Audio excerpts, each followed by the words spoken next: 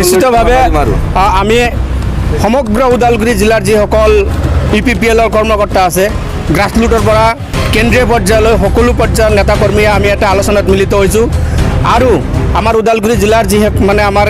জিলা ব্লক যি অফিচ আছে আমি এইবিলাক তালা মাৰিছোঁ অনিৰ্দিষ্টকাললৈ যেতিয়ালৈকে এই আমাৰ সলিউশ্যন মানে নহ'ব পুনৰ বিবেচনা নকৰিব তেতিয়ালৈকে আমাৰ অফিচ অনিৰ্দিষ্টকাললৈ তালা মাৰা থাকিব।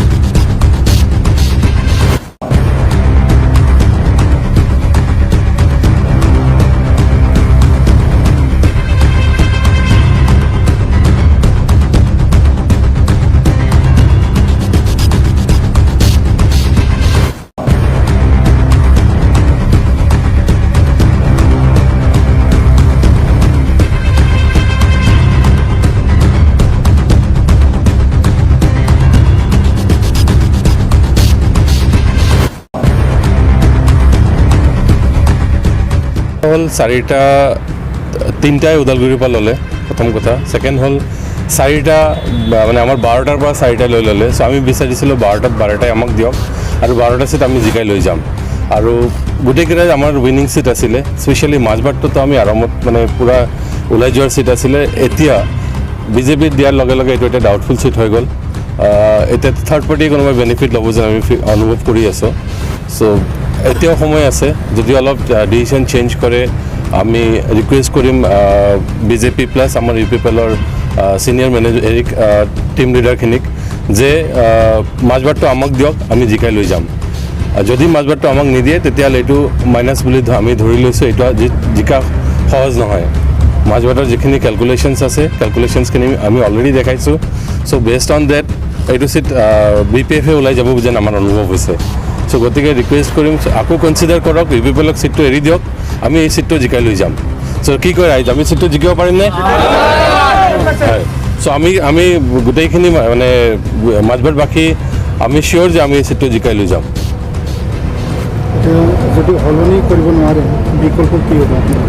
বিকল্প মই অলৰেডি আপোনাক কৈছোঁ বিকল্প হ'লে আমি যিমান যি নকৰিলেও এই চিটটো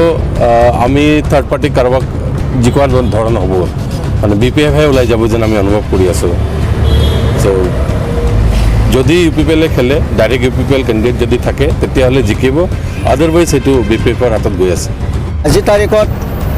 আমি ওদালগুৰি বাসী হৈ UPPL প্ৰাৰ্থী আমি সকলো কৰ্মকৰ্তা আমি বহুত হতাশাত ভুগিছোঁ কাৰণ আমাৰ ওদালগুৰি ডিষ্ট্ৰিক্টত যি 4টা আমাৰ সমষ্টি আছিলে তাতে আমাক মাত্ৰ ওদালগুৰি যি ST ৰিজাৰ্ভ সেইটো দি পেলাই বাকীকেইটা 3টা বিজেপিক দিছে আমি UPPL পাৰ্টি হৈ চবে সেইটো আমি সহ্য কৰিব পৰা নাই কাৰণ আপোনালোকে জানে যে যোৱা যি BTC পৰীক্ষিত যি নিৰ্বাচন তাতে আমি ওদালগুৰি ডিষ্ট্ৰিক্টে আমি 5টা প্ৰাৰ্থী আমি জিকাই দিবলৈ সক্ষম হৈছিলোঁ তো আমাৰ পজিশ্যন ভাল আছিল আৰু আজিৰ তাৰিখত আমি মাজবাট পানীৰি আৰু কলাইগাঁও আমাৰ বেয়া নাছিল তো এই ক্ষেত্ৰত তো আমাক যে মানে মাত্ৰ ওদালগুৰিটো দিলে আমি ইন ফিউচাৰ আমি UPPL পাৰ্টিটো আমি জীয়াই ৰাখিব পাৰিম না নাই আমি কি কৰিম আমাৰ ফিউচাৰ পলিটিক্স UPPLৰ কি হ'ব সেইটো আমি চিন্তানীয় বিষয় হৈছে তাৰ কাৰণে আমি আজিৰ তাৰিখত আমি UPPL পাৰ্টি হৈ সকলো আমাৰ কৰ্মকৰ্তা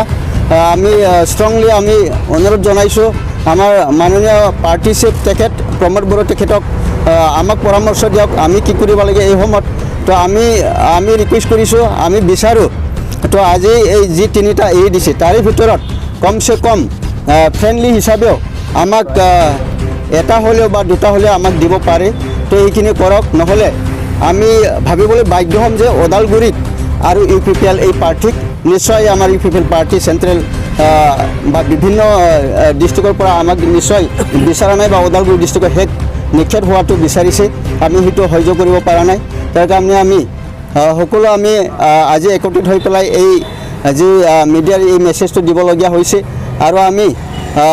ৰৌতা তেনেকৈ ওৰাং আৰু মাছবাট আমাৰ যিখিনি কৰ্মকৰ্তা সকলোৱে আমাৰ যি ৰিয়েকশ্যন সেইটো দেখাব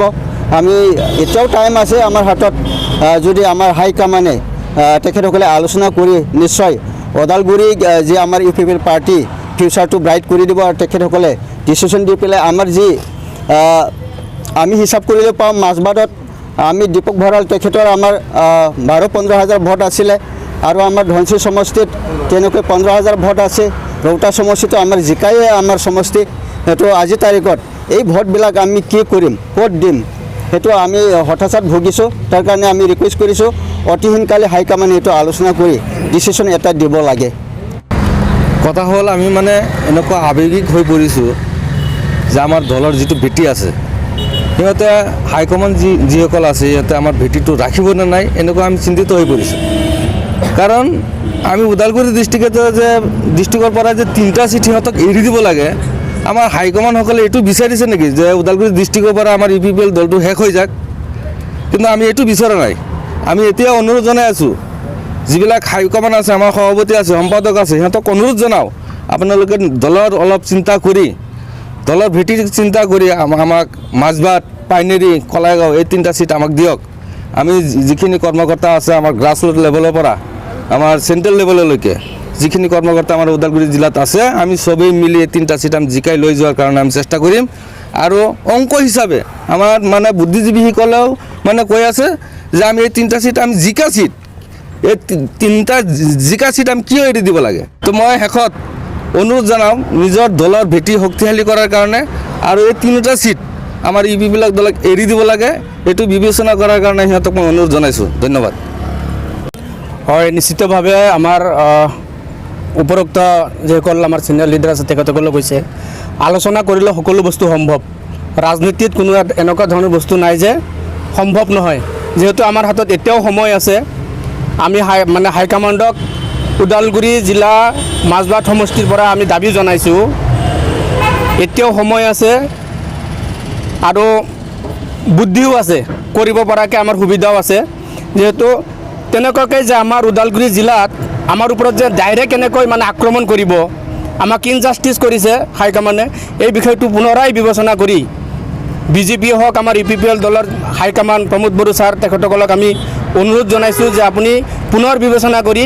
আমাৰ ওদালগুৰি জিলাৰ যি 3টা চিট BJPক এৰি দিছে সেই 3টা চিট আমাৰ UPPLৰ উইনিং চিট গতিকে আমি হাইলি ৰিকুৱেষ্ট কৰিছোঁ এতিয়াও আমাৰ হাতত সময় আছে যিহেতু আমাৰ সমগ্ৰ BTCত 4টা জিলা BJPৰ লগত যদি মিত্ৰজোঁট আমাৰ চৰকাৰ এলায়েন্স যদি হয় বুজাবুজি যদি কৰিছে অন্ততঃ 4টা জিলাত 4টা চিট দিয়ক যদি ওদালগুৰিতে আমাক তেনেকৈ 3টা চিট দিছে তেতিয়াহ'লে ইনজাষ্টিছ হৈছে নাই এই কথাটো আমি দাবী উত্থাপন আমি প্ৰশ্ন কৰিছোঁ হাইকমাণ্ডক যে এনেকৈ আমাক কিয় ইনজাষ্টিছ কৰিলে বিগত ইলেকশ্যনত